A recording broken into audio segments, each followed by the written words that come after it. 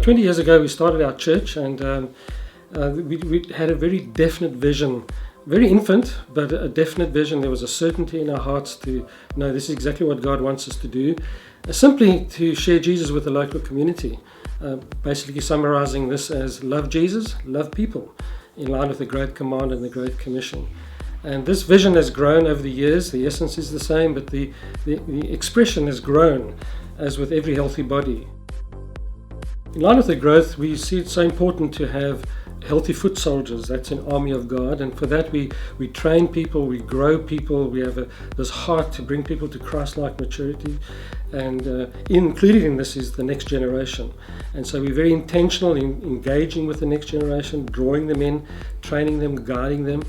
When you got the young people, you got the youth exuberance, courage and boldness, and we just got to get them in line with Christ-likeness in their nature and their character, so we can release them into ministry.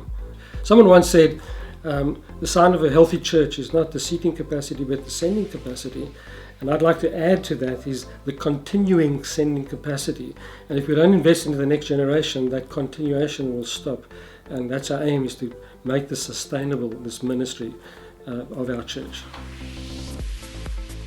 Something else has been part of our vision right from the outset, even when we were only a few people, was that God showed us that we would have our own building facilities, which He led us to design our building with 3 phases.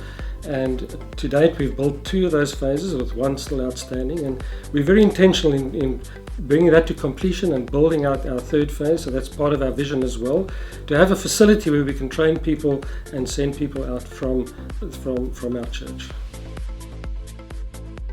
With our vision set, with having foot soldiers and having a place to launch from, the next part of our vision is to connect with the local community. And our vision always has been to be part of the community, engaging with the community, meeting at their point of need, and not to just be in the community. And to do this, we've found various areas of connecting with and engaging with the community: counseling, teaching, events, youth ministries, school ministries. And so our aim is continually looking to engage in whatever need, social needs in the community, so we can be part of this community. We're very intentional about that. As for community, we see our influence being far more than just the local community. We see our influence as being citywide. And part of our vision has always been to plant other churches in different areas of our city, to raise up congregations there, to train them and establish them, that they can be sustainable and self-sustained communities of influence in those areas. Other than that, we also have a passion to get involved with other churches, to invest in their lives, to partner with them, to share part of our resources that God's blessed us with in know-how and in finances or whatever it is, so that we can have healthy churches around our city, impacting our beautiful city with Jesus' message. And our vision extends from the local community to the citywide ministry to global ministry, in line with Jesus' command to us to go to the ends of the earth. And to do this, we're seeking to connect with other networks and other churches, groups of churches that have international influence and global influence. I started off by saying that our vision 20 years ago was very infant, but our conviction was very definite.